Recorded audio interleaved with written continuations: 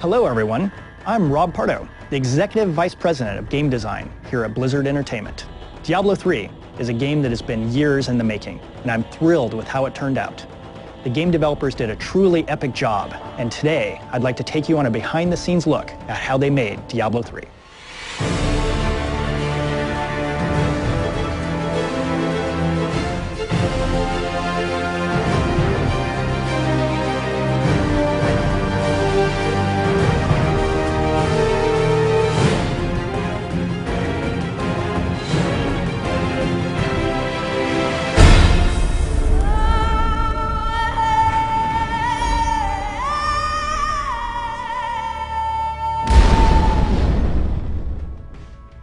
Our first stop is with the cinematics team. Over the years, these filmmakers have brought our characters and worlds to life on a level of detail that is not always possible in the game. I'm excited to say that Diablo 3's cinematics are some of the most amazing ones ever. Here's some insight from the creators themselves into how these films were made.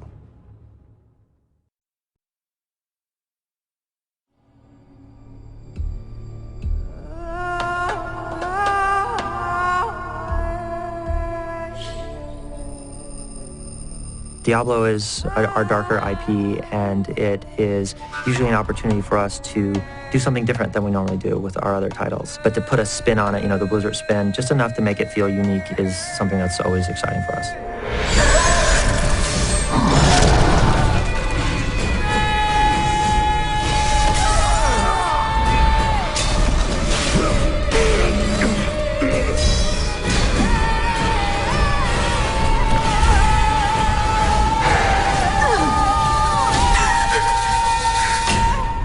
It has begun.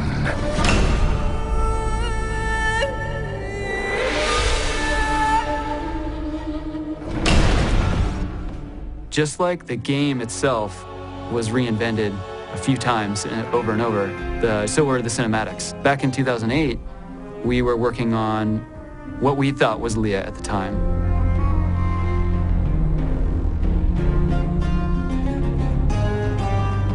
We started with the first intro, and we had a Leah that we animated all the way through. We got it done, and then when we started to release the teaser, it turned out we had some problems with Leah, and they needed to basically rebuild her because we had one shot at the end of the teaser where she needed to do a lot of very subtle stuff. So they remodeled her, and we hammered her out in like a week. So that was Leah number 2 at the end of the teaser. We actually animated an entire different version of the church intro. And we not only did we remake Leah, but we remade that entire cinematic.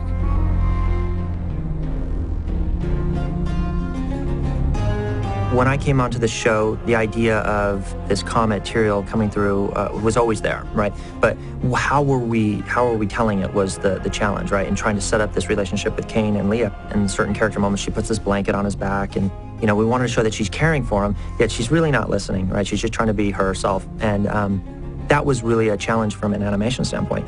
Just to put the cloth on Cain's back was a struggle, right? We'll generally render all those elements independently. We'll render Leah by herself. We'll have frames of Cain by himself, and we'll have frames of possibly the blanket by itself.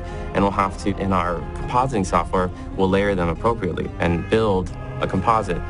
Look at a shot and you count the elements. Look at the major assets that are in there, and then dust particles, and you've got atmosphere. Then you'll have a character, and any one character is probably made up of 15 to 20 layers sometimes. So it adds up pretty quick. Just depends on the shot. Although it might not feel like a very big moment, it was a very big character moment, and we're really trying to focus on the story. And so those types of things we rally behind. Even though it's very difficult from a production standpoint, I felt that it was very important to describe these characters. So it was something that we pushed forward. None of this makes any sense to me. It turns out that an attractive young female is one of the hardest things to do in CG. The art direction for Leah, I want her to look very pretty, almost like a doll-looking character. She is one of the very first female characters that we're trying to achieve realism combined with our Blizzard art style. We're chasing a realism that can make you believe she actually exists. Having a softer look on the female character is a huge thing for our director. We've had to throw pretty much the kitchen sink at her to get her to look good in all of our shots. We finally found like a method that works pretty well is we place area cards around her to really just wrap the lives around her and give her a really dreamy kind of feel. And then it was something that director looked at it and he was like, wow, this is it. The close-up shots of Leah are the shots that we were able to really push the bar, raise the look considerably, and get really soft lighting and really great-looking subsurface scattering and skin. Getting the subsurface qualities, to how the light bounces around underneath the skin, really controlling how big her pores are and where the colors of blood are under her skin and, in the textures. Her skin quality, I think, is really one of the best things we've ever done here. Not to mention her eyes. The trick in her eyes is making sure that the reflections are there. It's all about the reflections on the eyes and getting the highlights to be just in the right place, make it look interesting no matter what angle you're shooting from or what the lighting scenario is. In past, we've treated the eyes as sort of a singular component. This is very different. The eyes have 10 or more components to them, not to mention the textures associated with those to make them look that realistic. Even when we're looking at each other, you can tell your iris goes slightly in, the pupil comes slightly out from that, and without that kind of fine detail, even in 3D, you notice. I think we put a lot of realism in her eyes, but I also enjoy some of the shots where we see her full body and we see the body mechanics and her facial reactions. Leah was very, very challenging for animation because her model looks realistic. We are always fighting with the uncanny valley.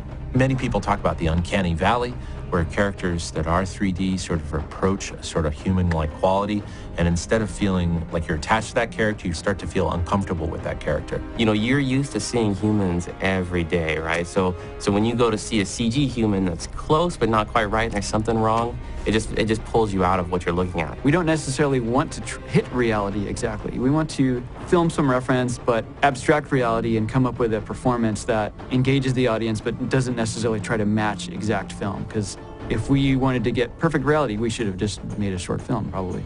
I think that Blizzard has started to crawl out the other side of that uncanny valley, where you have a lovable and great persona in Leah that doesn't really bother you from a CG perspective. Her emotions are on her face. She travels through the cinematic and you know exactly what she's feeling, what she's seeing through her eyes. And you don't feel uncomfortable with her. Her character really seems to stand out. You feel attached to her.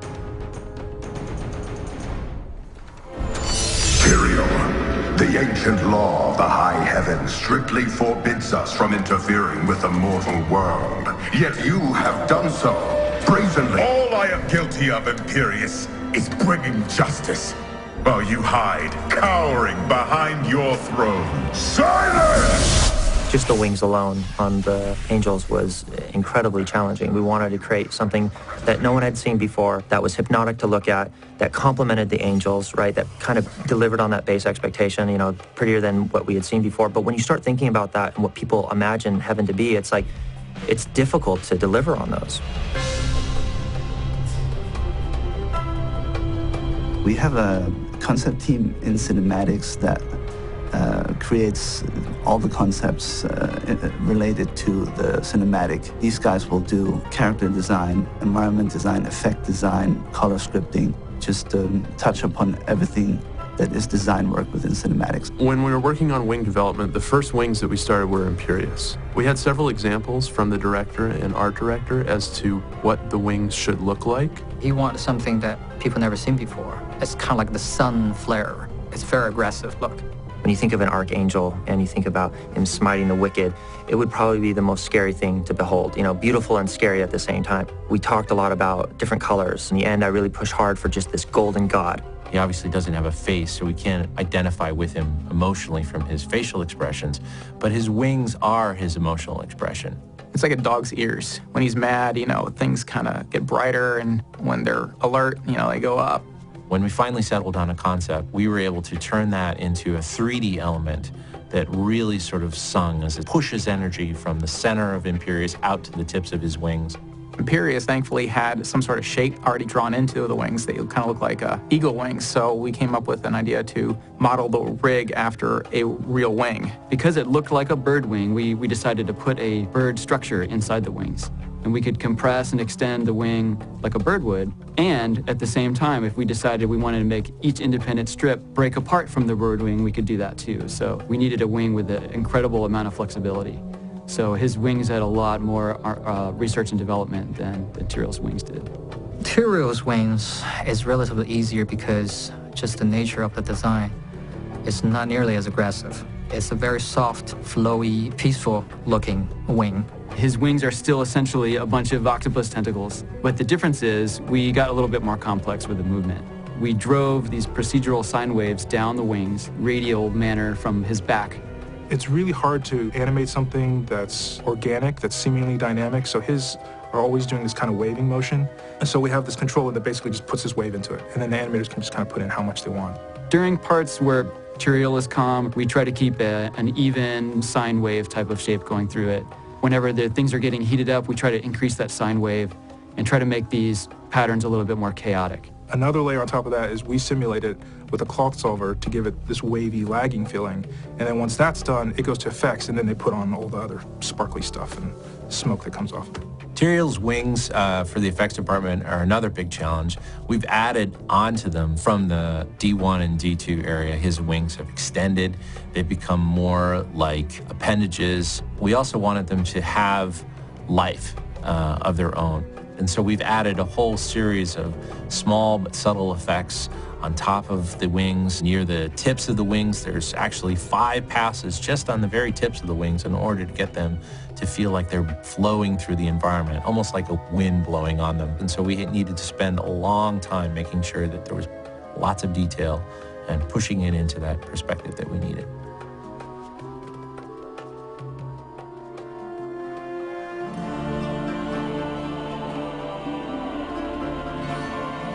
Heaven is gold and a lot of white and stone. And I mean, it looks like Liberace's palace, right? You know, we really had to be careful with some of this stuff. We wanted people to understand that it's heaven and deliver on some of those expectations, but we also wanted to put our spin on it. And those colors and those palettes, it's just really difficult to work with. With gold or any metal, you have 2 techniques, you have 2 ways of making it look nice. It's basically all about what it's reflecting. Imperius, for example, is full of metal, very reflective. Tons of revision trying to get the correct gold shader for him. It started as a very copper, warm color kind of gold, and it transited into a uber gold, what the director called it. Nick wanted this kind of brush metal look, so we kind of digged into the shader and tried to achieve something like that. So the final version is slightly more desaturated, but it's still very rich in the gold kind of essence. And also, of course, I have to say, about the wings of Imperius. It's a huge light source, which we cannot really, bring into a 3D software and render with that effects together. How do we get the reflection of his wing to come through on the armor? It's very expensive to actually calculate the proper reflections of all of those pieces next to each other. The only thing we could do is kind of create cards and just kind of fake it. Rather than reflecting all of the different elements, we'll simply texture map it onto a flat plane and then just reflect that flat plane. That makes it go a lot faster. It's a lot cheaper that way.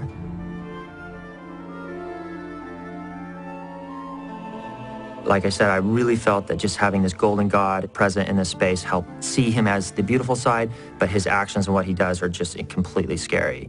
And so he's frustrated at Tyrell, he's frustrated at the council, and in some ways that frustration starts to play out on his own actions. This is how Leah uses his vanity against him, calls him out, picks a fight with him, and basically just wipes the floor with him.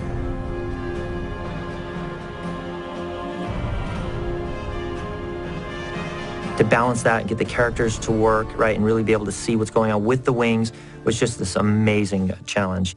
The destruction shot at the end of Heaven's Gate is the most complicated destruction shot we've ever attempted at Blizzard Cinematics. We started off with a mere 2,000 very large pieces, and by very large, I mean the smallest piece was probably the size of a Volkswagen Beetle, and then broke that down into many hundreds of thousands of pieces, all individually cut. And then on top of that, many millions or billions of particles that are streaming off those pieces in order to make that feel that large. The dust cloud for the Heaven's Gate sequence is the largest atmospheric sim we've ever attempted. It's one of the real reasons that you can feel the scale of those gates.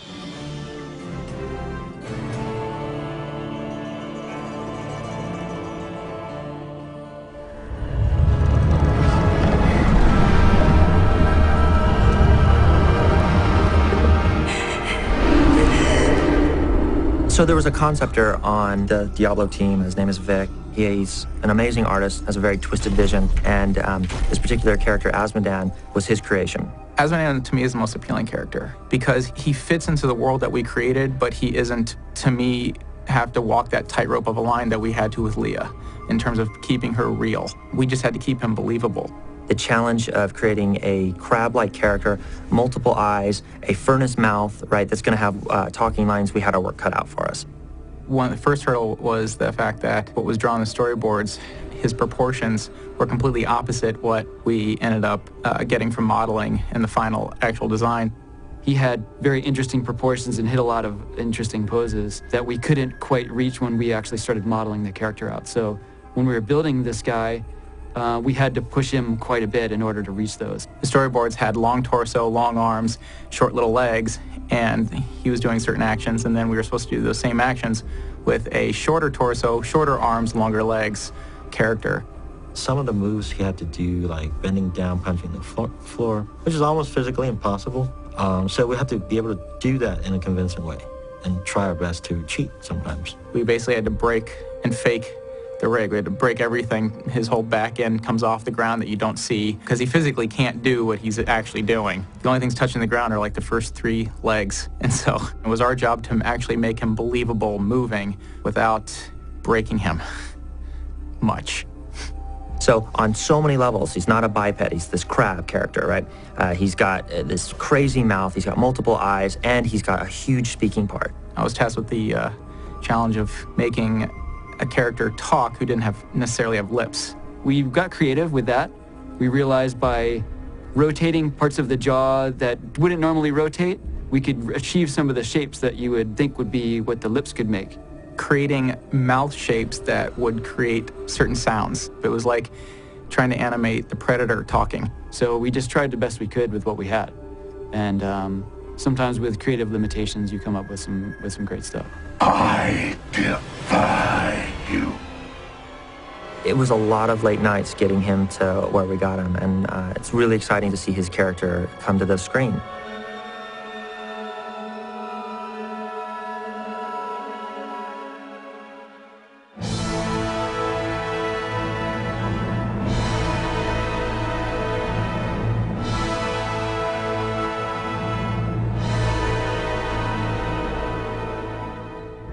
We thought long and hard about what Diablo would look like.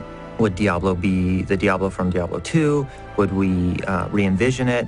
And one of the things that Chris was really excited about was actually taking it in a different direction and really pulling out some of the feminine qualities of Leah and bringing them to Diablo. Back in the day, I don't know if we ever wrote this down, but it's always been one of my favorite hooks, is that Diablo and his brothers, or any of these prime demons, they have to manifest in the physical world through a host. And given the fact that they all have very different kind of thematic kits, for instance, Diablo is the Lord of Terror, what he does when he possesses you is that he reaches deep and pulls out your darkest nightmares. And I had always surmised that in Diablo 1, we had this big hulking red brute.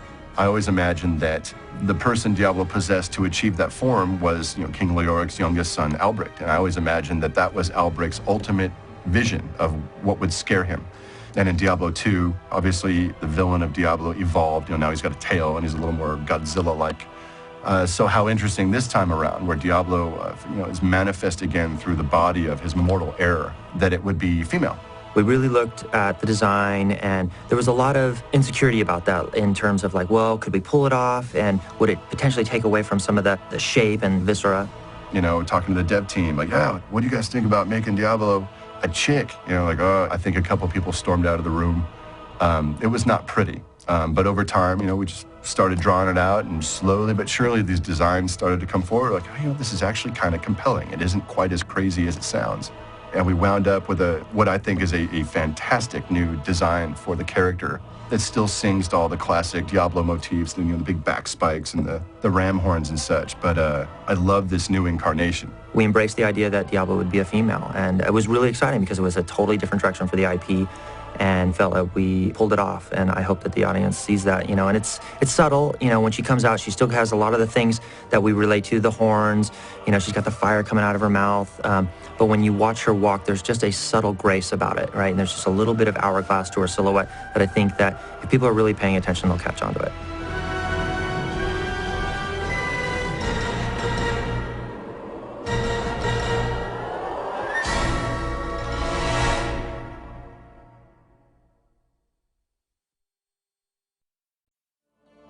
In the Diablo storyline, about 20 years have passed between the current game and its predecessor.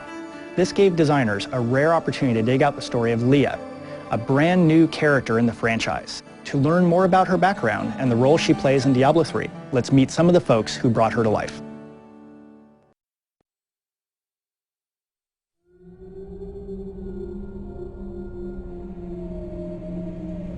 Leah represents innocence. Leah represents hope. She's smart, she's resourceful, she has powers of her own.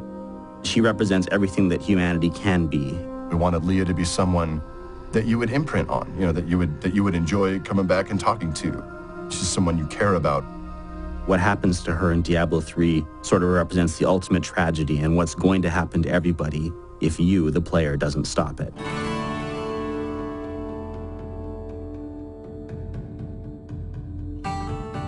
I remember as we were developing the initial beats of Diablo 3, one of the designers had this idea for an NPC. It was this girl that you would meet out in the middle of the woods, and she had this bow and seemed pretty cool, and there was some suggestion that she might have been the daughter of the Wanderer from Diablo 2.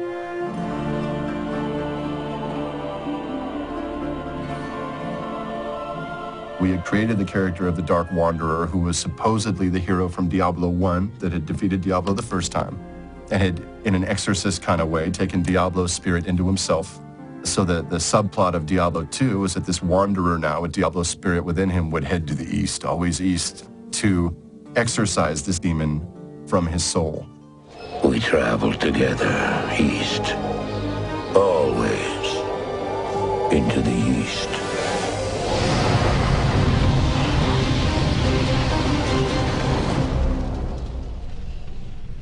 Her mother was the witch Adria. Adria was a character that occurred in Diablo 1.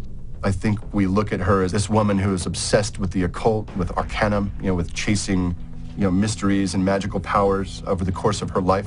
She meets with the Dark Wanderer and falls in love with him, and at this point he has been corrupted by Diablo, and she bears his child, and this child is Leah. It was clear that she was not fit to be a mother, and potentially she had her own dark mission, such that Adria gave up Leah for adoption. Ultimately, it was Cain, one of the few survivors of the original tragedy of Tristram. Cain recognized that this baby is very special, kept her safe, for the past 20 years. He potentially knows that evil is lurking within her, but because he carries so much guilt from the past games, trying to help people understand that the sky is falling and not really taking action, that he felt that he needed to take her on and raise her the right way. But on the other end, he's like, if this girl, as so much looks sideways, it would be my job to actually take her out.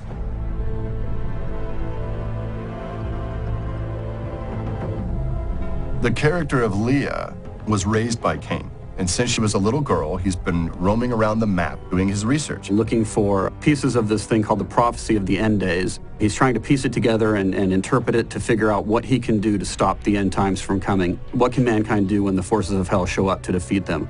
All that while, he's teaching Leah to be his apprentice. He would have been constantly talking to her about these types of things, At the end of days, angels and demons, will fight on the land of man. And this being this little girl and not really having seen these things, this all kind of turns into this, you're just crazy, I love you, but, it's okay. And she doesn't believe because she hasn't lived through the events of Diablo 1 and 2, right? She's never really seen an angel or a demon. So she doesn't really believe in all his wacky theories. But when she closes her eyes, she's tormented by these visions, right? And are these visions real, or are they just, the kooky, words from her uncle? And they're starting to merge, right? The vision starts to become reality.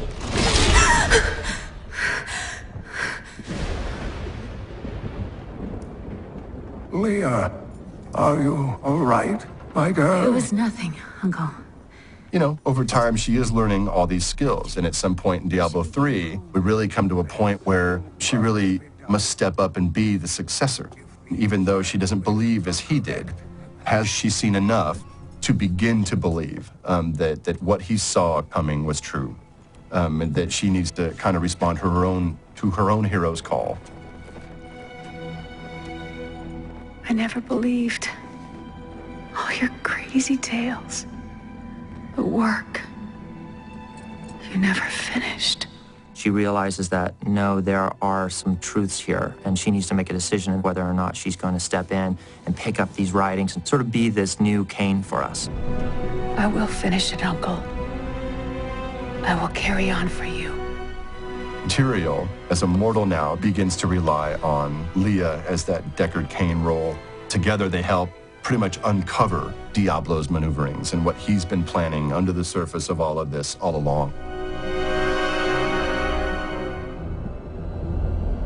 Even in the heart of heaven, angels can still feel fear. And in trying to solve the riddle of how does Diablo come back yet again, we kind of had the idea is, well, maybe he comes back this time through his mortal offspring. All the way back to the Great Exile, that this has all been Diablo's plan. At a certain point, he discovered the idea of the Prime, the idea that all the evils could become one and become exponentially more powerful than they'd ever been before. And that essentially, the last 300 or so years has been his plan to off all the other evils. And now, for the first time, all the essences of these 7 primevals now go into Leah. She turns into Diablo and becomes the one primeval. It fits with a lot of the stories that were told in the original Diablo and Diablo 2, where we see really precious characters succumb to this kind of corruption and madness and evil. And so this was an opportunity for us to take a character that the player got to directly interact with, and hopefully that the player really likes, and see that exact thing happen to her. It was just too evil for us to resist. To see her father, Diablo, take her over and turn her into a demon lord is the greatest tragedy we could think. I certainly think she's tragic. It's tragic what happens to her. But I think the truth of Leah is that she is innately heroic. You know, she's a good person. But this evil was, rooted at a genetic level. And the turn that her life takes was inevitable to some great degree. When ultimately her turn comes, it feels terrible. We want you to feel like you've been socked in the gut, like, oh, anyone but her.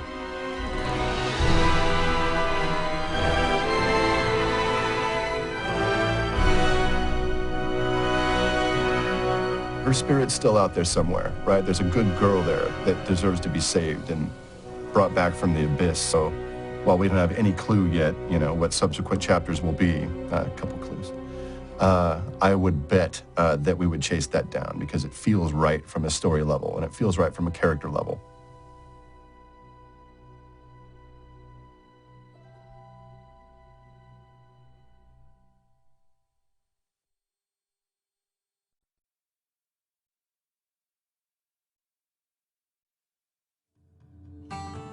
Making a game always comes with its own unique set of challenges. To give you a look into the process of building Diablo 3 from the ground up, we're going to talk with some of the developers who have guided this project from start to finish. The game is put together painstakingly. The basic process generally happens like this. It starts with the basically breath of an idea. We'll have, the through line of what the story's supposed to be and the main points we have to hit. What we do then is we go back and we brainstorm, we try to come up with, how will this affect the world? What would be a cool world to put this story into? And that's again, a collaborative effort that really goes all across the entire board, where the designers and the artists get together and do that. We try to, whenever we can, break that out of just being a design-driven process. It's better when it's driven by the whole team. Engineering, art, and design are all working together from the beginning. When people have these great ideas, they can kind of come out of nowhere. Every voice matters. We've brought in the most talented people in the world. It'd be ridiculous to not take advantage of all that. We define as little as possible, but enough so that it can be a branching off point. Once we have that sort of solidified, then we usually go into more of a concepting phase. They will tell us what they need to see. We put it on paper, and then we go from there. And they will make it happen. Sort of riff off the ideas a little bit, we say, what does it need to do from a story point of view? What does it need to do from a game point of view? It's not just going to be the concept guys, you know, generating the idea, and it's this waterfall flow of you do this, then I'll do this, then you do that. Collaboration between the teams is a really huge component. As we progress through and kind of advance our process for how we make the game, we've started to lean on groups called strike teams. We got designers and programmers and artists together in the same room and said, okay, go nuts. At that point, it's very equal. It's design, tech art, programming, throwing concepts out onto the table. Just like we feed off each other. It's a great relationship. And all that stuff kind of has come together pretty well because of that little group that is able to sort of like move and do whatever that they need to do. Whereas before, you'd have to pass something off. Design would create a design, and then an exterior artist would create that, and then on to an animator or someone else for effects. They all came together as one unit in this little strike team to create what you see in the game. And when that team feels that they have something good, they put it back in front of the team as a whole, and they get more feedback. After that, it's a matter of just executing, and then it's just back and forth. We make some graphics. We then code up the skills. We send it back to design. They play it a little bit. We have some comments. Oh, maybe this didn't work. Maybe this did. We tweak it a little, and then it's just iteration from there. Through a lot of those sort of iterations, we get oftentimes to the point where we feel like, you know what, this is really doing the best service to the game itself. Like, this is the stuff that really works the best for it. We refine through playing. We refine through putting our hands into the game, playing around with it, and seeing how it feels. Even when we iterate, we bring in different departments, we do play tests, and people give feedback, and it's sort of like, all right, this works, this doesn't work. We want to have that collaboration where it's like, oh, you had a great idea for that. Well, what if we do this? And you plus it. Everybody pluses it, you know? And ultimately, you end up in a far better spot. It's a very iterative back and forth process. It's time consuming, but it gives us very high quality results, which is what we're looking for. That's all the nuts and bolts that goes on behind the scenes to really make the game run. Sanctuary is an immense world with a history that stretches back thousands of years. As you can imagine, giving this entire realm new life in Diablo 3 was a monumental task for the game's developers. To shed some light on how they made it happen, let's chat with Diablo 3's talented designers.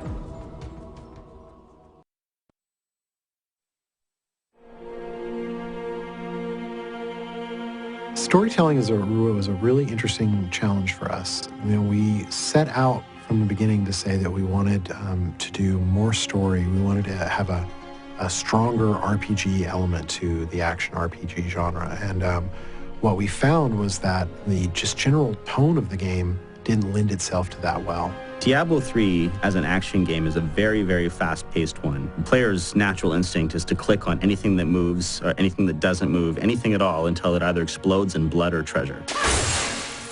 The basic gist of what we do is we take a story and we have to figure out the most concise, stripped-down way of giving the story to the player, because Diablo's a very fast-paced game. People don't really want to stop and hear a lot of story, hear a lot of dialogue. From moment to moment, there are different aspects of the story that we're trying to portray for the player. There are different themes or different characters that we want to show off, different plot points. Getting across, your directions, just your plain information about what you need to do on your quest. So all that needs to come across in as few words as possible. You never want to fight against players' natural instincts. You always want to embrace them and try to find some methodology where you can give them more depth without taking away anything that they find fun about the game, which is that relentless click cycle that is Diablo gameplay that makes it fun. All the mechanisms that we thought we could rely on, that many of the people on our team who had a lot of experience making RPGs thought that they could lean back on, we found they didn't work. So it's hard to really get into a character like Leah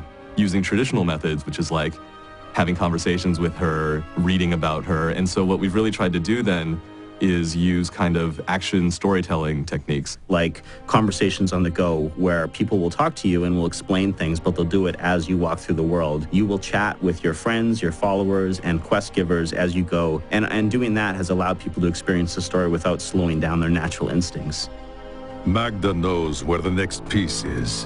You must go and help our friend retrieve the sword piece. You go through the world and you click on lots of monsters, you get lots of loot, and you want to keep doing it. You don't want to stop and hear what Joe Barkeep has to say about the local life. We try to tell the story of the game through something happening. So instead of this guy talking to you about something, you'll just encounter him and you'll fight him, And somehow we'll reveal what is happening during that fight. We'll give you bits of information. Characters that we put in the world with you who will comment on things so we can have just as much story, but be able to deliver it in a way that players can hear it while they're not breaking kind of the flow of what they want to do. Let's have Leah be involved in this thing. Let's bring her along for the ride and have her do something during your experience. I still can't fully control it. A lot of the story also is about kind of the relationship between you and her. And basically through that relationship, you can find out more about this character who's really central to our story. We leaned on those things as our primary storytelling mechanisms, things that can occur while the action is going on. We don't want to stop the players. We want them to basically to be able to experience the story kind of at their own pace. Your mother's secrets are here. People said she was a witch, but I never believed it.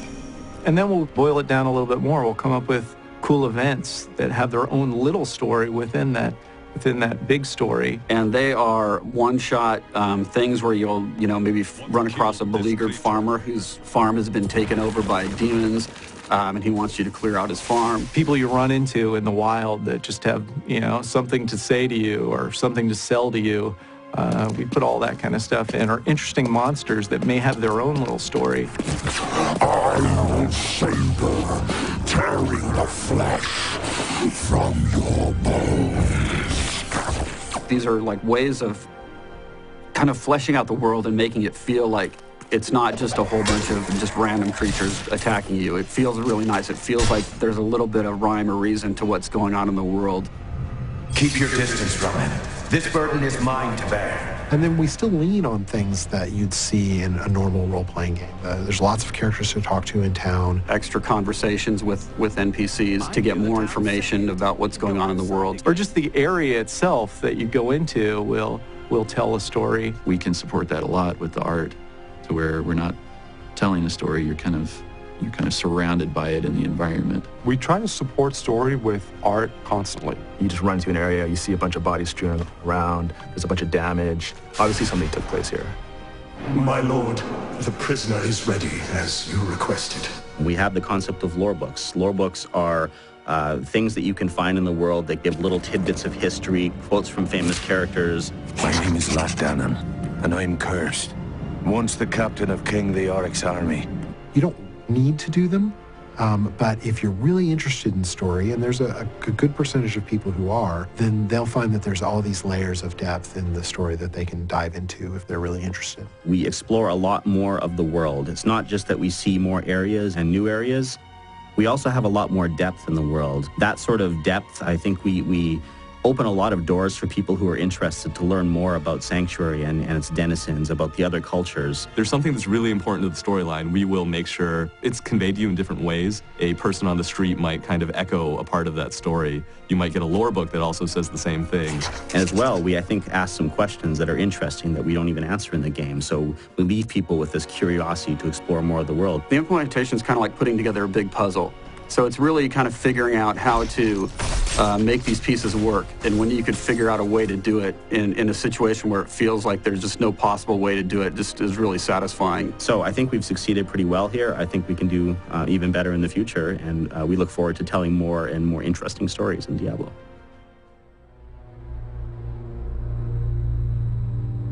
What we tried to provide in D3 was like that awesome random experience, the ultimate replayability. This thing, you can go on and on forever.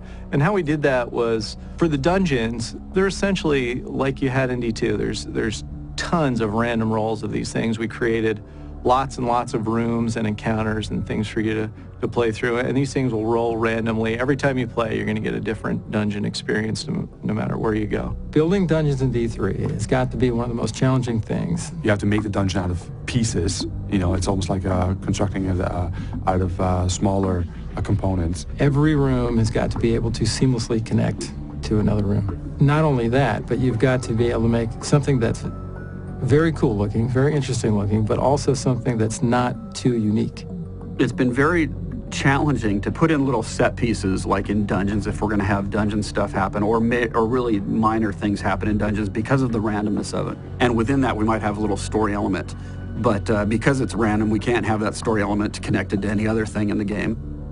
We figured out how to make little self-contained little story events, as we call them. The environments themselves, the exterior zones, are all handmade. Whenever we're building an environment, we need to know the basic goal, of what the player is going to do there. Rather than having them be randomized like they were in Diablo 2, we've made the outside of the area is all handmade so that we can have choke points and points of interest and areas for little scenes to play out or ways to tie the area art into the storytelling so that we can make it as much of a character as any characters you actually meet in the game. What we tried to do was create a world that you felt like this was a real place and you're visiting Sanctuary. When you're running around, this is like, I understand where I am and what I'm doing. Likewise, we've increased the amount of randomness in it so that we can still have that real Diablo feel by having large portions of the interior of those zones completely switch out. We set aside spots in the zone that can be random, usually saving big events or some story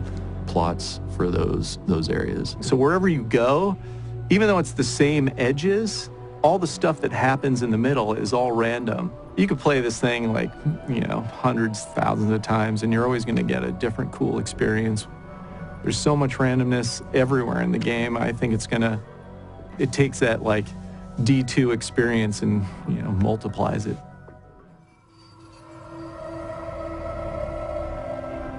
It was very important early on to say, you know what, let's make a game that has all the great things from D2. It feels moody and it feels scary and it is frightening. Diablo is such a fast-paced game that we have to constantly provide new experiences and changing the mood. The top priority is gameplay first, right? But one of the great things about working here at Blizzard, and I think especially, is the creative freedom that you have as an artist and our team has. One of our early goals was to make sure that we created an inviting world, and in a lot of ways I'm very, very happy with what we've come up with. I think we've struck a very nice balance between trying to find a way where the game is beautiful, it looks great, and yet it is still very moody. Wherever we can, we try to make sure that there are ups and downs in the lighting and the mood. The idea is to create sort of a roller coaster ride. And one of the ways that we could do that was by varying the color. When you add a lot of color, you can really evoke a lot of mood, but it also changes the pace so that you're not always in the same thing all the time, and it keeps it interesting. But it does change within the game itself, meaning there's areas where we take it down a little bit, there's areas where we pop it up a little bit again. When I first started working on the project, we tried to go for dark in the sense that we make everything very gritty and dirty. There's oftentimes a misconception where people feel like, well, if you want a moody game, you just, you desaturate, you make it more gray or more brown. We don't have to be colorful everywhere. We can control the color. We can still have dark areas, but we can make use of the color to create mood and feeling. So if you walk into a certain dungeon and it's very red, you're automatically going to feel like, hey, this has a sinister feeling to it. And our hope is that when you play the game, that you will fall in love with it. You will fall in love with not just the game itself, the look, the feel, and then ultimately how it made you feel. Epic hero classes are a bold new addition to Diablo 3. Expanding depth and scope of these heroes was a big goal for the game's designers. Let's find out more about what you can expect from these exciting new classes.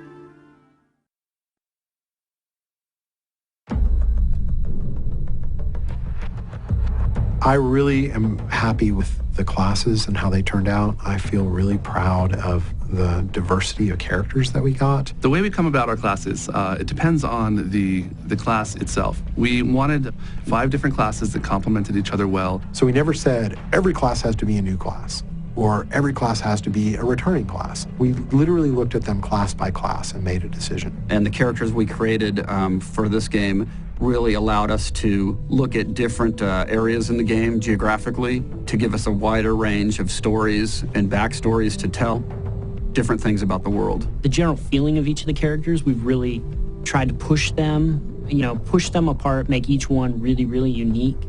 And so we put a lot of emphasis on just the visual read of each of the characters. You don't just worry about it being really cool in and of itself, which it has to be, but you're also trying to make sure that it fulfills a certain fantasy for a player where they can say, that's the class I want to be. But then you also have to consider what the previous classes were. How does this really stand apart from everything else? We brought a couple classes back. We've taken new twists on sort of old classes as well. We felt in a lot of instances that, using the Necromancer as an example, we didn't feel there was anything we could bring to the Necromancer that we hadn't done great in Diablo 2. And that was, if we had one dictate, that would be it. It was that we didn't want to bring anyone back verbatim. If we were going to bring them back, we had to introduce new mechanics or somehow vastly improve the character. When we did bring back the Barbarian was some character that we all liked and felt that could have been done better. He was really the first class we wanted to do, primarily because he was familiar. That's the one we actually could do the most with, that we felt was not very well explored, that we could give these super powerful, high strength, almost Hulk-like moves to. We put a lot of twists on him. We took many of the favorite skills that people had, like Whirlwind, and made them better. Plus, we took a lot of new skills and sort of explored those and found that twist in the Barbarian that makes him this earth-shattering, rage-filled warrior that fulfills all those fantasies that people have when they play a Barbarian. The actual first skill we added to the Barbarian was Seismic Slam. He just takes his axe and he hits the ground and he creates an earthquake in front of him. Everybody understood what the Barbarian was after that. This guy just carries this giant, this giant axe. He's super strong. He's gonna knock you out in one blow. From an art standpoint, we try to support all that stuff with kind of a visual language. And if you look for it, you can look at the Barbarian and you'll see he's all squares, very blocky shapes. From material standpoint, he's all leathers and furs and metals. The Barbarian is much older now than he was in Diablo 2, and his homeland was destroyed during the events of Diablo 2 and Lord of Destruction. The world was destroyed for him. Ultimately, his people, his beliefs, and everything are gone. But he's still around, and now he has nothing. And then he's trying to find some purpose in his life when the game begins. And when he sees that meteor streak across the sky and hit in Tristram, he knows that he's found that moment he's looking for. And really what he wants to find is that epic death that every barbarian craves. A foe worthy of my blade. Our second class that we did was the Wizard. You dare to bring the warmth of life into my tomb? The world of Sanctuary has lots of different types of magic users in it. While the sorcerers and necromancers are very well known, the wizards of Chaldeum are probably equally powerful. And the Wizard was one where we said, well, we know we need the glass cannon, mage type character. But what we didn't want to do was make an elementalist. We didn't want to make somebody who just did fire, lightning, and cold. That seemed very limiting. You can tell that we took some of the classic sorcerer spells, things that we felt were just the best part of playing a magical class in Diablo, and we preserve those. Teleport is a big one. She's also about time manipulation, and she's also about arcane magic. We liked this idea of like old school role-playing game character, or the idea of just a pure wizard, somebody who can conjure things out of thin air. She's I think the fantasy is to be a glass cannon. And that's a difficult fantasy to deliver on because players want to feel like a glass cannon where I can do lots of damage, but I can't take much damage, but I have a lot of tools to avoid damage. I think people saw the Wizard and went, well, that's just the sorceress. But when they actually see all the abilities that we've put on her, they're going to find that she's a lot different than the sorceress. Likewise with the Witch Doctor, for example, we wanted to have a pet class like the Necromancer was in Diablo 2, but we wanted to have some major twists on it. So both the sort of the witch doctor-y shamanistic background, the little undead twists by the fact that, he's bringing all these sort of voodoo animals back to life to make them fight for him and so on. That was a really cool twist that we had to a pet class. Witch Doctor's cool. We were really attracted to the idea of the Witch Doctor because it was an archetype we hadn't seen. He really took on a life of his own. Once we threw out the name Witch Doctor, that one really invoked a lot of imagery in people's minds. Conjures up all these great ideas of, maybe it's a little bit African influence, maybe it's a little bit South American influence. And just one by one, we started translating every aesthetic vibe into a skill. I remember the first time I even saw the concepts for Zombie Wall, it was just like, okay, all the other classes suck now. We have to go and redo them because the Witch Doctor's so good. We even went further and was like, what if it was a tower of zombies? Like zombies climb on top of each other and then, fall down on top of you. I think that it's very compelling and interesting and different, but still fills that same niche that players really want in an action-packed role-playing game like this. So that gets us into kind of our choice of the monk.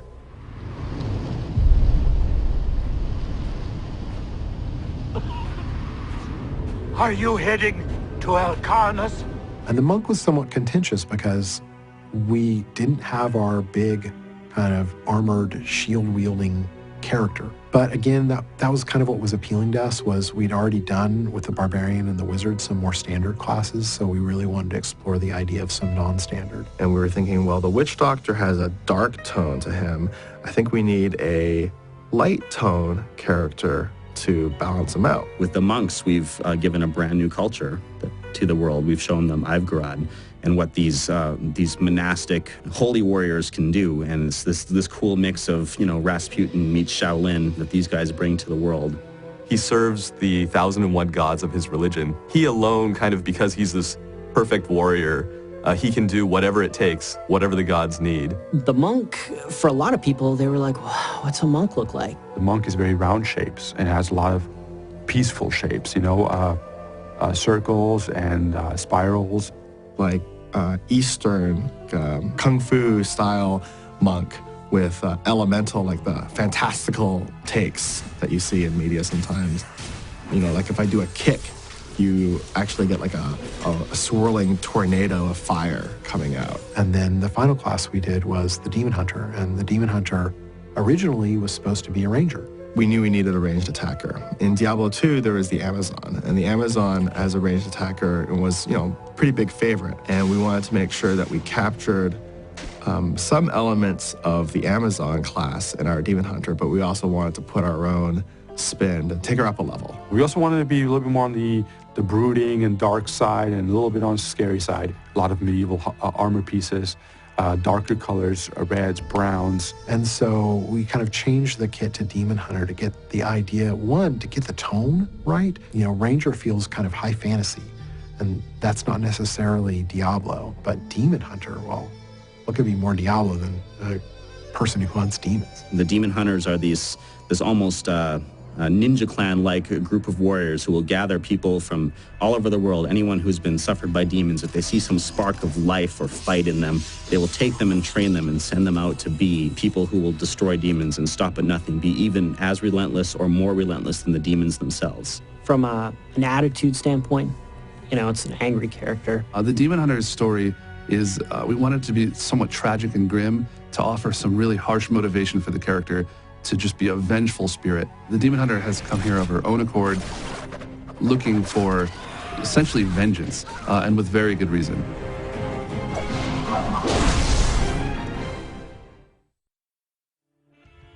To stand shoulder to shoulder with Diablo 3's heroes, the game designer set out to create some of the most legendary enemies and allies in the franchise's history.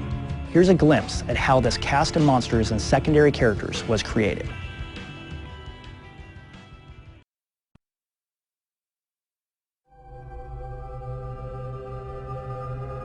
So a lot of the times when we decide to carry a feature forward, it's always out of looking at what was there before. And sometimes we look at it and say, hey, that was great, we're just going to carry it forward. And the followers are sort of a much more advanced version of the hirelings or mercenaries from Diablo 2. One of the things we wanted to do to really set them apart from the hirelings was give them personalities. They're not just cookie-cutter hirelings anymore. And now they're literally characters who are inspired by you or who feel that there's something to gain by being with you, so they have a lot more depth than just a hired hand. There's a lot of work this has gone into making them part of the story, giving them context within the world. They're more real NPCs, I guess, in Diablo 3. And I think you get attached to them in ways that you never really could in Diablo 2. Take heed, traveler. Cultists guard these desert roads, and they will slay any who pass. They are welcome to try. I have come here to kill them. Then you must not go alone. I shall accompany you. Basically, they're another tool that we have to bring story into the game. They have their own feelings about the world and feelings about you. They're different from one another. We have 3 different followers. Each of them offers you something different. We have Cormac, the Templar. He's a member of an order who wants to stop the demons from invading the world. We have Lyndon, the scoundrel, this underhanded, crossbow-wielding guy. He is a shameless ladies' man. He'll be flirting with everybody, from the female characters to Leah to townswomen. And lastly, we have the Enchantress. She's a mysterious character who speaks of this enigmatic prophet and her sisters. Followers are yet another way that you can sort of customize things in the game. So you can choose different skills for your follower to help help you out. They're there to help you diversify your build at a time when your character is simplest. The followers are great at sort of being an adjunct to the build of the player character's class. So whatever skills you take, however you choose to play, you can find some variation of a follower that'll help you with that. The Scoundrel, for example, a ranged character, good if you want magic find bonuses.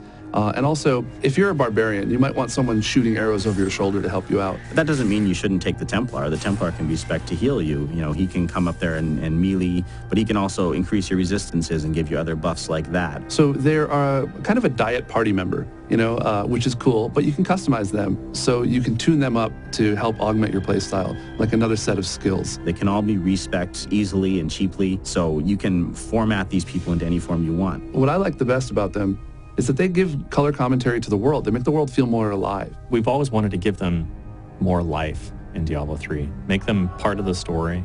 The Chancellor kept it safe for many years, and nevertheless. I think the most important thing that tech-wise that we've done for the followers is a bunch of systems to have them have conversations with you, like when, you know, during downtime or when you're walking to a quest, or even when you're in town, they talk to each other. They have a lot of things to say about what the world is, you know, what's going on in the world, what the world is like to them. So they have each have a unique viewpoint. When virtue tarries, evil smiles. And I think that some people will take them just for their personalities alone. It may not matter so much what their powers are. They just may enjoy spending time with the Scoundrel and hearing his snide, smart-ass comments to pretty much everyone you meet. You shouldn't waste time chasing women. Waste? Time is scarcely better spent. You're talking back and forth with the follower. They're telling you a little bit of history about the area. If there's danger, they're going to tell you. If things are a little bit comedic, they'll throw in a one-liner. And it just makes the world more colorful. How did you know about the ambush? I am an enchantress. The ways of magic and illusion are familiar to me. We can have this relationship grow between the player and the follower. So over the course of your adventures with them, they'll reveal aspects of their character, they will reveal secrets about themselves, and also they'll become your most stalwart allies. When we place monsters, we like to think about what kinds of skills we've given the player. Ultimately, Diablo is about finding new and interesting ways to beat the candy out of monsters. Because it feels so good to slay huge groups of monsters and get fantastic rewards as a result of that. So that's where we hit on these ideas of building monsters in a specific way so that we could behead them, so that we could dismember them, or they could have their skin ripped off and their guts spilled out on the floor. And that was the thing that we were charged with early on, was make this game more visceral than Diablo 2. The goal of a monster is to make them different than every other monster. Someone once told me, does that character look cool enough that you want a sculpture of that sitting on your desk? Okay, if so, you're probably on the right track. I feel like we've got an enormous amount of depth and variety in visual look, in play styles, in mechanics, and I think that the mechanics that we designed on both sides interlock well. It's an engineering challenge to try to make all the monsters subtly different from one another and really interesting for the player. So based on each skill set for each class, that presents us with a lot of different strengths and weaknesses. We have to think about what kind of person is going to be rolling into this group of monsters? What skills are they going to have? What equipment are they going to have? We try to make them as flexible as possible, but when you see a group of monsters, you should have an idea of what you're going to do. Part of the look of the whole overall package of the monster is the way that they act.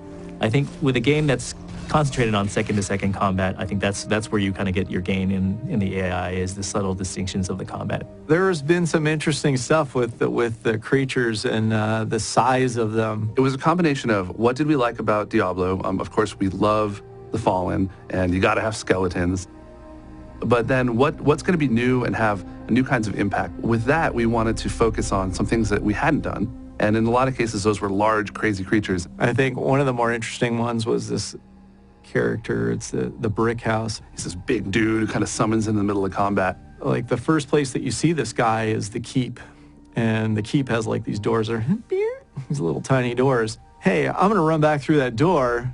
That guy's not coming after me. The door's like this big. And then he just like runs up to the door and boom, he just blows the whole doorway out.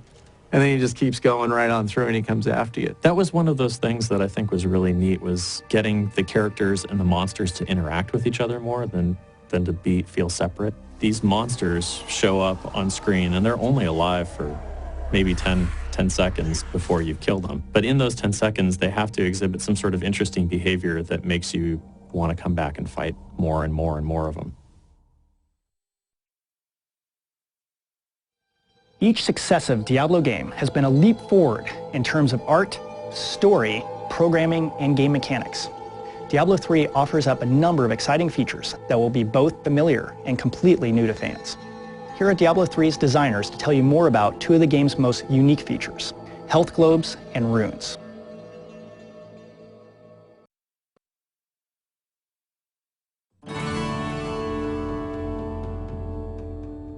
One of the challenges that the designers were faced with was making the rune system, which is an incredibly complicated system. Skill runes change what your skills do. They like add bonuses to your skills, and they kind of change some of the focus. It's a really tough choice sometimes looking at what different runes do to your skills. The runes were actually an idea we came up with a few years ago, that we were like, how can we inject more customizability into these powers? We'd originally talked about ways in which the runes could be simple so that they could just give you small bonuses to stats. Initially, we pitched the idea, well, maybe I'd find a rune that increases the damage of all my skills by 10%. And someone said, okay, well, what happens when I put that in teleport?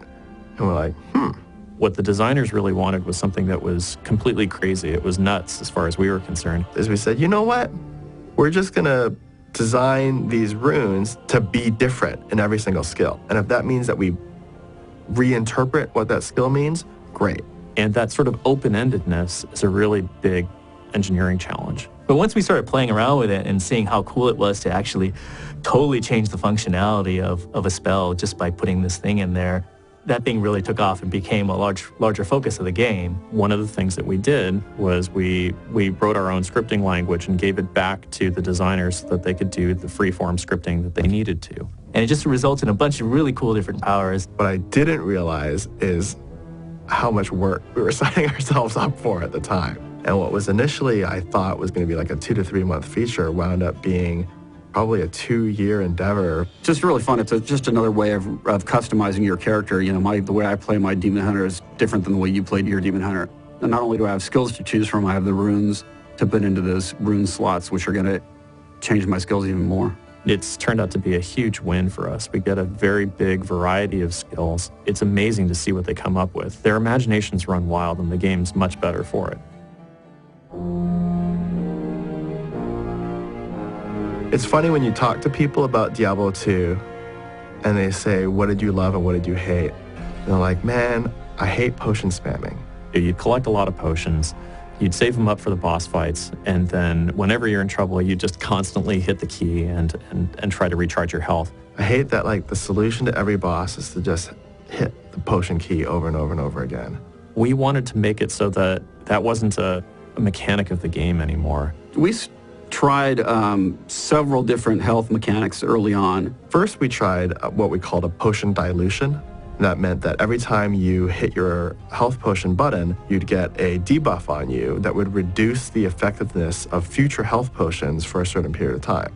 What we found is you just hit the button more. We tried resting to restore your health, and then it just seemed like you were hiding in a corner all the time. We took a page out of the FPS book. In an FPS, if you think about it, when I want to stop taking damage, I take cover. There's no notion of cover in Diablo. And when we came up with health globes, it just really changed the whole kind of feel of the gameplay. You have to fight, you have to be engaged in the game to try to get the health to drop. So it's a really dynamic gameplay thing. And, you know, we put the cooldowns on potions, so it's very much moving away from the spammingness of potions. And it's just a dynamic way of giving health back to your character that really fits in with the action-oriented gameplay of Diablo. And we put that in, and we haven't looked back ever since.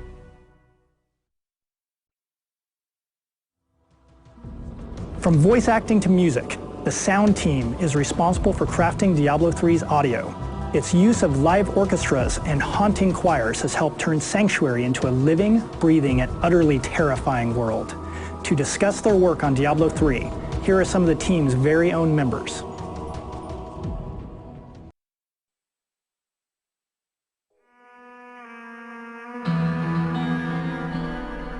When you go into a Diablo game, you need to feel it, and the sound is a huge part of how you perceive the game. Diablo 3 is really exciting because we know that we're going to have the time to draw you in and take you on a journey. The music never stops in Diablo. There are no pauses, there are no silences other than those that are absolutely intended. Very raw, and it's assaulting, and it speaks of demonic things and subjects that are dark and ancient and old conflicts. Mood of the game is very important from an audio standpoint. It's everything. It has to be in an environment that just feels lush and cool and dark and dirty and dank and smelly. It's got to stink. The audio has to smell bad.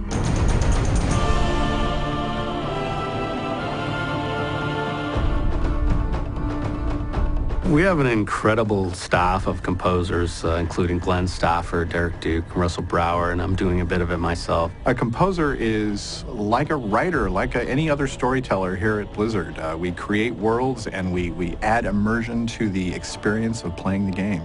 All of us composers here at Blizzard, we wear a lot of hats. We take our music and we mix it, we edit it, we master it. Ultimately, by the time it gets into the game, it's something that's more cohesive and sounds similar across the various composers and for the different elements of the game.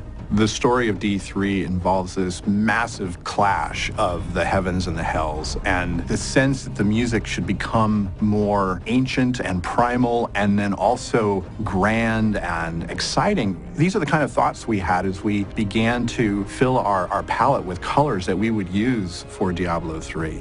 At the core of it is still the original melody ideas and timbres from Diablo 1.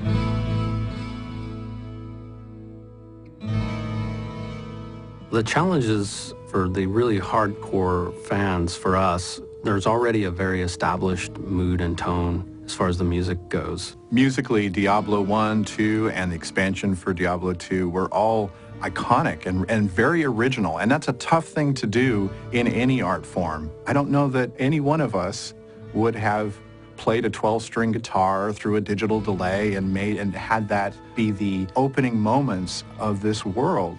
But that's what composer Matt Ullman did, and it worked really well. Sonically, it was interesting. It wasn't narrative. It was almost like a stream of consciousness, very much like you weren't necessarily aware of where it was going to go next, or what was the next sort of musical element that was going to suddenly pop in. The music for the original Diablo was so iconic that when we set about to announce our development of Diablo 3, we were able to use that musical signature as the very first inkling to our worldwide audience as to what we were making.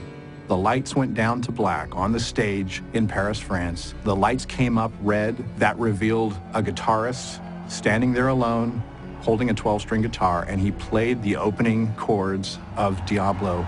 And in that moment, everyone knew exactly what we were up to. The world premiere of Blizzard's newest game.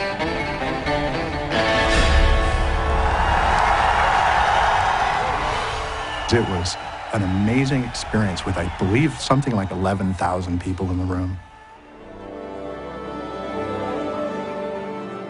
In recording the orchestral music for Diablo 3, one of the basic tenets we had was we want this game to sound completely different than World of Warcraft and StarCraft.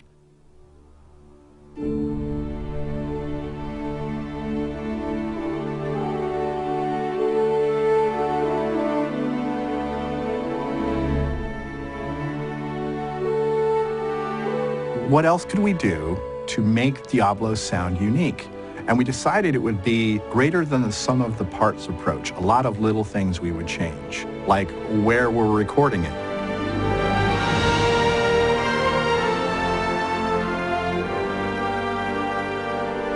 What we're doing with Diablo is we're recording in an old-fashioned concert hall. This is a hall that was designed for live performance and not for studio recording. So it's a vast space. There's a lot of volume of air. It's our responsibility as musicians to move as much as possible to make this sound, epic and bold.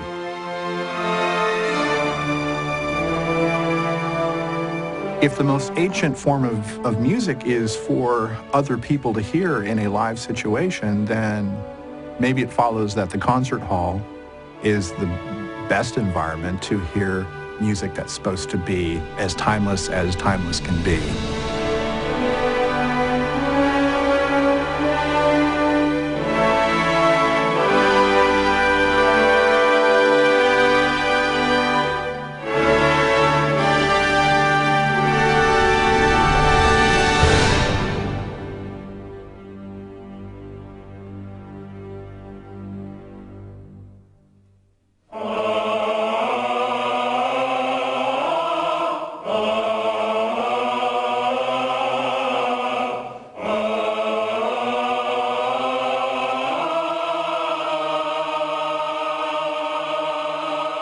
Another change we made is that we recorded the choir in Europe for the simple reason of having singers that spoke with different accents and sing with different accents. This is that thing where I want to be sure and hear the beginning of the note. Okay. So maybe I'll just take it up a notch. All attendants on the G going up to the A flat. Diablo. Anytime you use human voice, you can reach people like no other instrument can.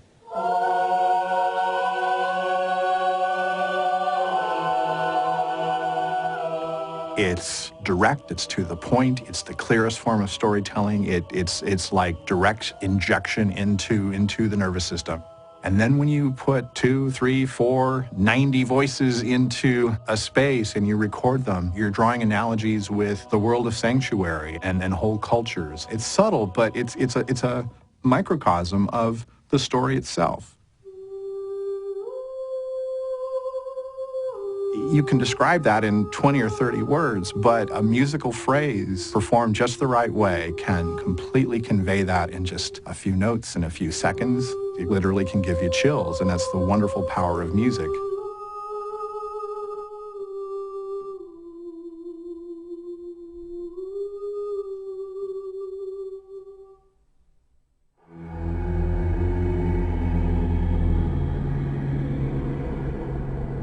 I like every game that I work on to have its own signature sound, and really the only way to do that is to go out and create the material for that specific title. Fortunately, Blizzard allows us to go out into the desert and light stuff on fire.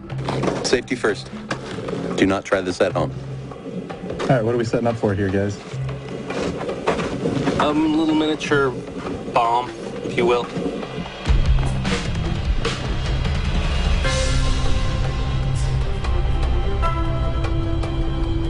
I have a long history of experimentation with using gunpowder to create sounds. It's a very, very handy tool. Some of the inspiration originally for some of these methods came from cartoons, actually. Watching Wile E. Coyote lay a trail of gunpowder up to a pile of dynamite or some other flammable object and lighting it, and that's what we do. We do that very same thing. Pickle hot? Pickle's hot. All right, here we go.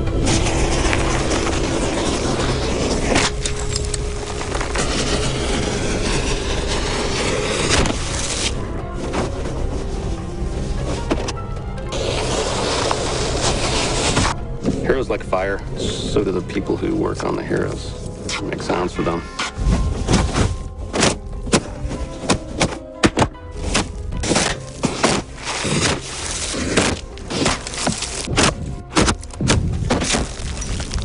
You want to get the ring of the tank, so when it blows, there's a nice little metal ring out.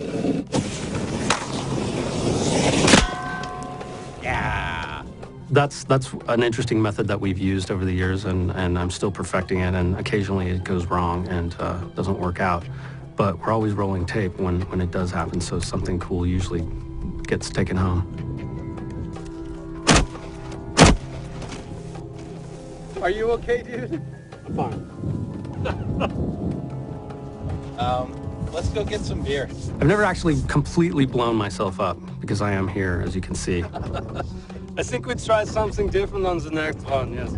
Fire is just incredibly useful for skill sounds. Wizard and Witch Doctor classes have a lot of projectiles that have fire. So you need the cast, the projectile traveling through the air, and then the impact, and then the residual flames and fire that it causes with the area of effect. So we need a lot of fire sounds to have enough material to work with to make all those sounds that we need for the game. There was a big giant pile of trees and debris that we got some friends to collect for us for about a year, and it was about 30 feet in diameter, and we lit the whole thing on fire. Fire will ensue. Yes, after that. And we will record it.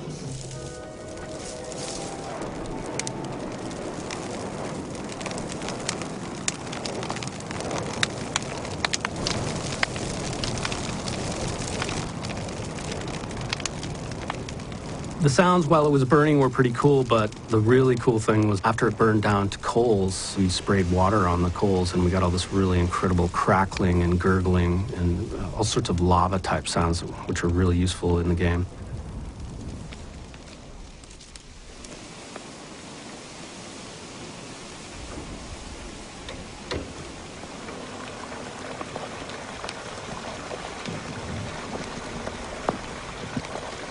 And that was a fun day. That stuff was really, really incredible. That's good. Grazie. Not just any angel. I was the Archangel of Justice. My fall awoke the vengeful dead, who were slain unjustly during Diablo's reign of terror. There was nothing I could do. This is perhaps the biggest voice undertaking we've done at Blizzard so far. I think that StarCraft 2 had about 3,000 lines, but currently our estimate for Diablo 3 is anywhere from 13,000 to 16,000 lines.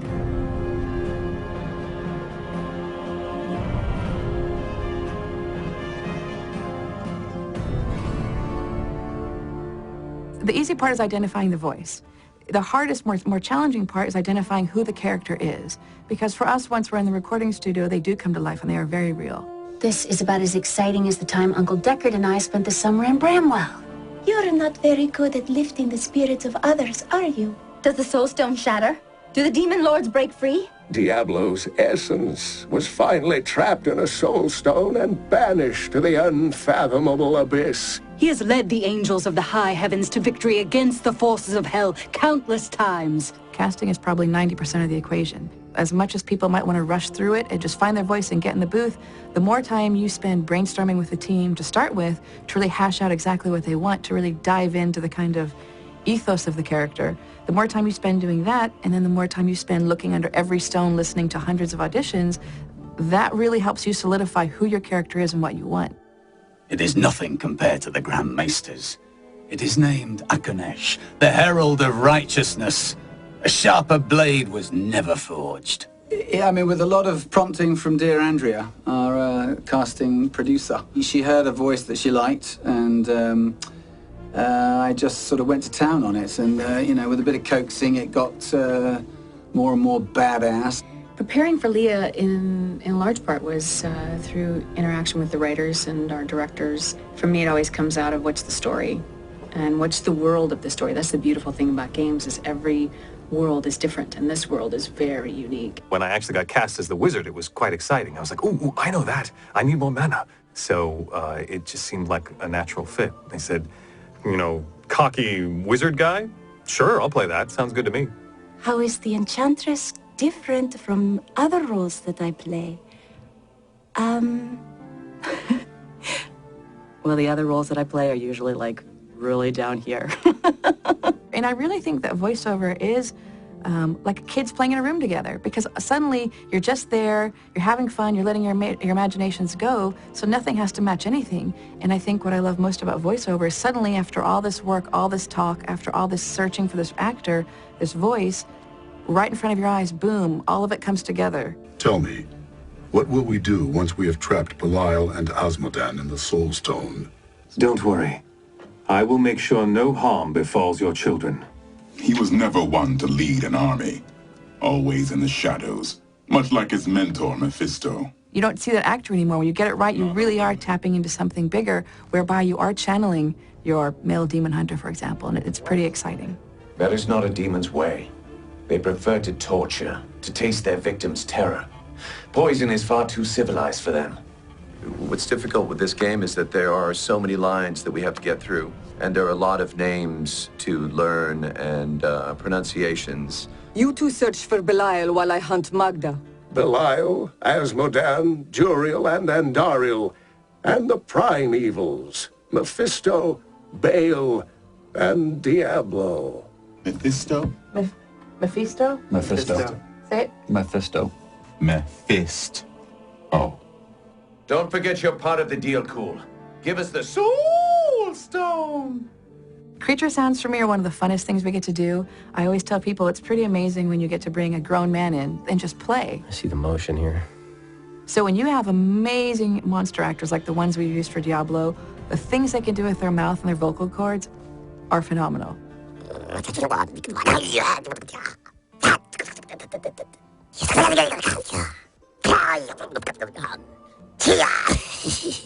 There's not many actors who can do creature sounds and not blow their voices out. I've had actors come in and say, oh yeah, I can do monsters, no problem, and they really want to, and they have the enthusiasm for it, but within, no joke, 15 minutes their voice is blown out. So to find people who can have that ability to create with you and to sustain it's pretty amazing. I think having worked on World of Warcraft and StarCraft and now Diablo 3, we are really upping the bar, you know, not only with the amount of dialogue, but the amount of storyline we're able to tell and the amount of context for our characters. I mean, none of our characters in any game I've worked in so far have these many lines. So with that, you do get to create a more well-rounded character. You do get to create more in-depth emotional responses, and you get to take your character to places that we don't usually get to do in our other games.